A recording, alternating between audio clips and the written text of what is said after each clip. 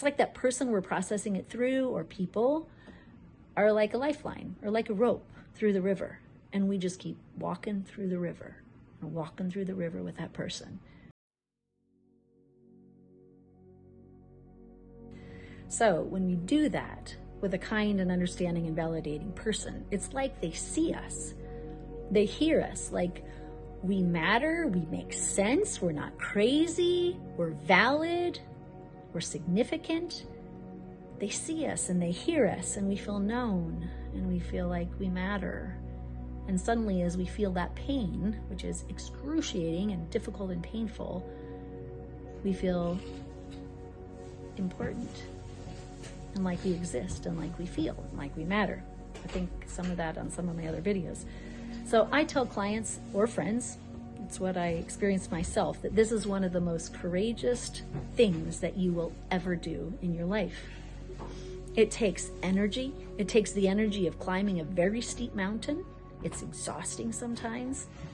And also, it's sort of like going through a huge river. It's like you stick your feet in or you jump in, and you're not quite sure what's going to kind of hit you along the way through the river. You don't know for sure how deep it is, and you're not sure how far the other side is. How long is this going to take? Is it going to take me under? Am I going to drown? But most of us discover that even though it feels like, or we're afraid that we're going to drown, we actually don't. It's like that person we're processing it through, or people, are like a lifeline or like a rope through the river. And we just keep walking through the river, or walking through the river with that person. It's a really hard process. I think one of the hardest things I ever did in my life, and I think it's one of the hardest things my clients do in their life. So, as we said before, some people don't have the courage, the resources, the tolerance to feel that pain. Some people don't. Some people don't have that.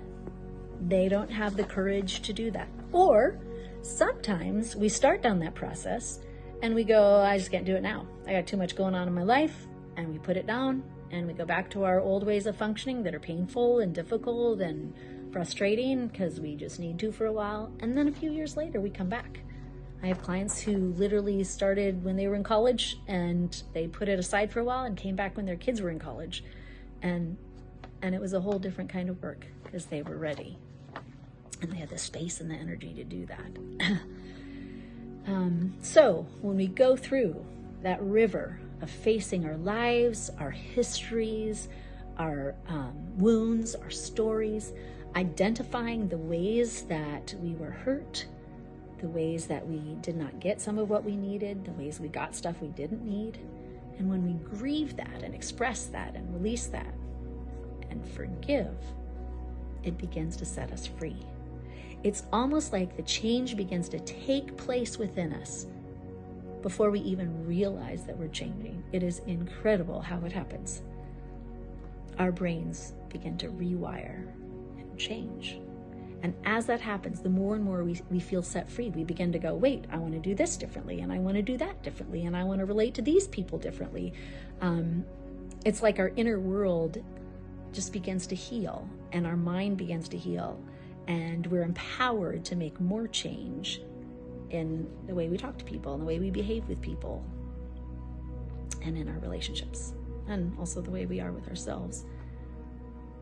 So, change is possible, and it is miraculous for those who are willing to face their distress and their pain, and who have the courage to work through it.